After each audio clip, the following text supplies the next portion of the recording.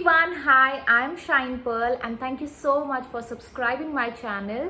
और मुझे बहुत अच्छा लगता है आप लोगों के कमेंट्स पढ़ना और मैं कोशिश बहुत ज़्यादा करती हूँ कि आपके जितने भी कमेंट्स है, जो भी सवाल है, मैं उनका आंसर कर सकूँ।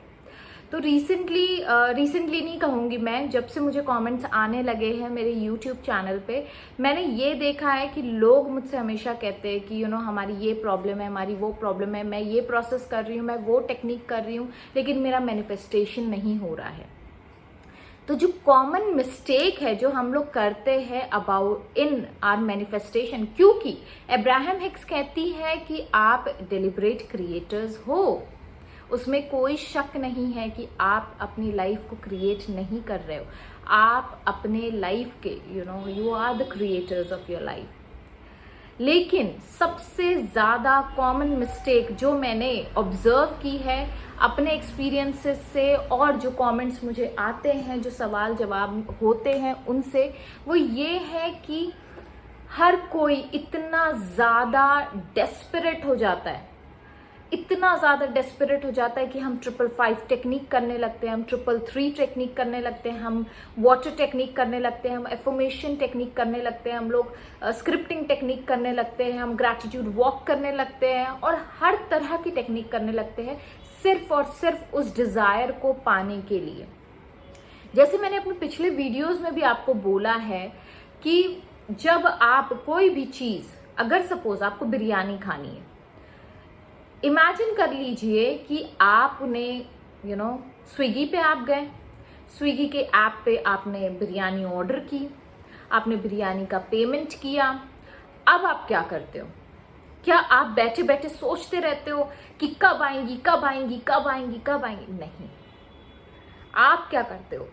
आप इत्मीनान रखते हो कि आपको पता है मेरा ऑर्डर एक्सेप्ट हो चुका है, डिलीवरी बॉय वहाँ पे जाएगा, डिलीवरी बॉय वहाँ से पार्सल उठाएगा और वो आपके घर तक उसे पहुँचाएगा।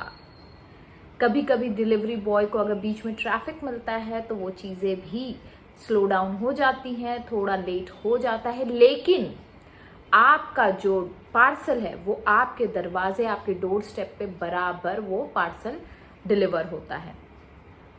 तो जब हम स्विगी जैसी चीज़ों पे इतना यकीन करते हैं कि ठीक है जी, हमने कुछ ऑर्डर किया और वो चीज़ हमें मिलने वाली है, तो हम अपने डिज़ायर्स के साथ, अपने यूनिवर्स के साथ हम वो ट्रस्ट, वो रिलेशनशिप क्यों नहीं मेंटेन कर पा रहे हैं? हम लोग इतने डेस्परेट हो जाते हैं कि एक चीज़ को पाने के लिए हम 100 टेक्निक, 100 प्रोसेस, इतना लगे रहते हैं उसके पीछे कि भाई हद पार हो जाती है। लोग मुझसे हमेशा पूछते हैं कि आपका हो गया, हमारा क्यों नहीं हो रहा है, आपका हो गया, हमारा क्यों नहीं हो रहा है। मैंने भी ये मिस्टेक्स की है, ऐसा नहीं है कि ये मिस्टेक्स मुझसे नहीं हुई है, लेकिन मैंने उसमें भी अपनी गलती ढूंढी।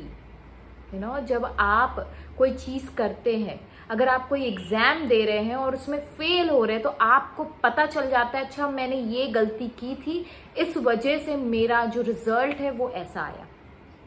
तो आप क्या करते हैं, नेक्स्ट टाइम जब आप वो चीज़ को ट्राई करते हैं, उस एग्ज़ाम को देने की कोशिश करते हैं, तो आप कोशिश करते हैं कि जो मिस्टेक आपसे पहले हुई थी वो मिस्टेक आप दोबारा रिपीट नहीं करते।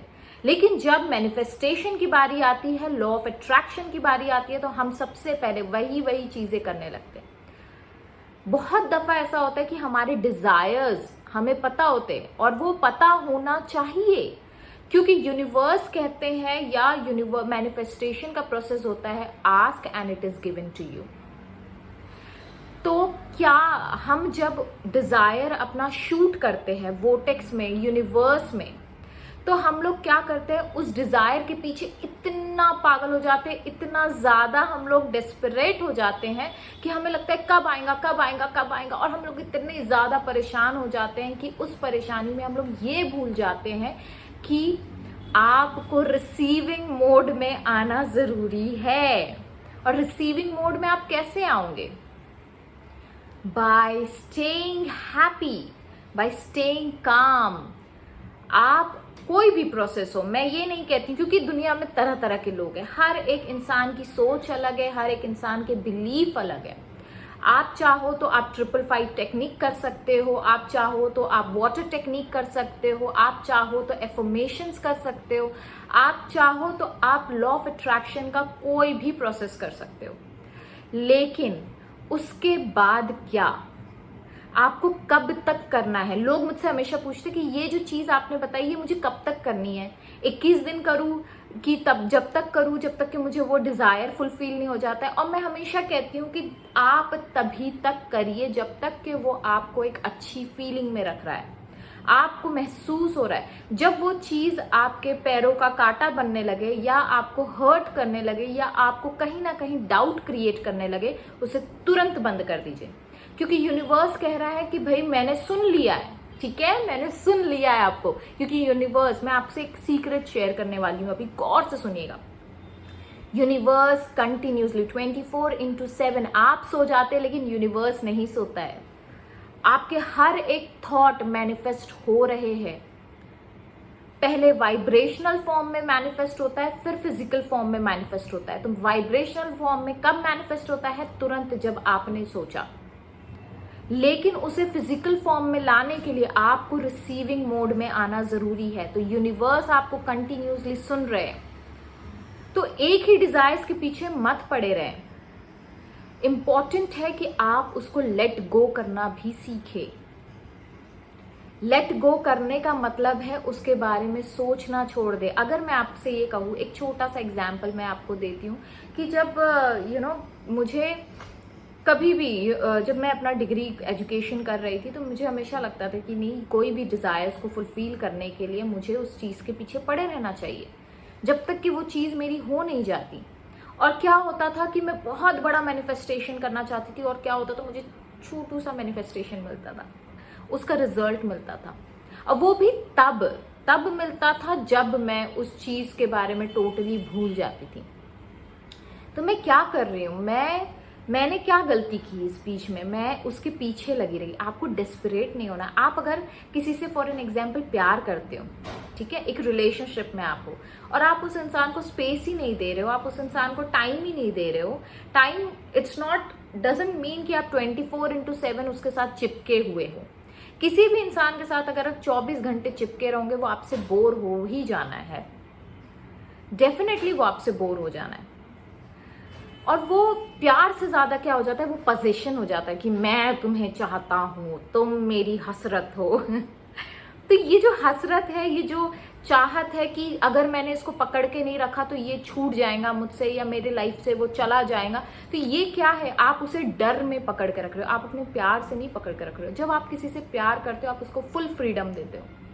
उसी तरीके से जब आप अपने डिजायर से प्यार करते हो तो उसे फुल फ्रीडम दीजिए, उसे आने दीजिए। आप ये डिसाइड कर सकते हैं कि आपको क्या चाहिए और क्यों चाहिए। इंटेंशन आपके क्या है कि ये पाने के बाद आप क्या महसूस करेंगे। लेकिन आपका वो डोमेन नहीं है कि वो कैसे आपके तरफ आएगा। यूनिवर्स आपको देने का उन्होंने जिम्मा लिया है, तो उन्हें अपना काम करने दे।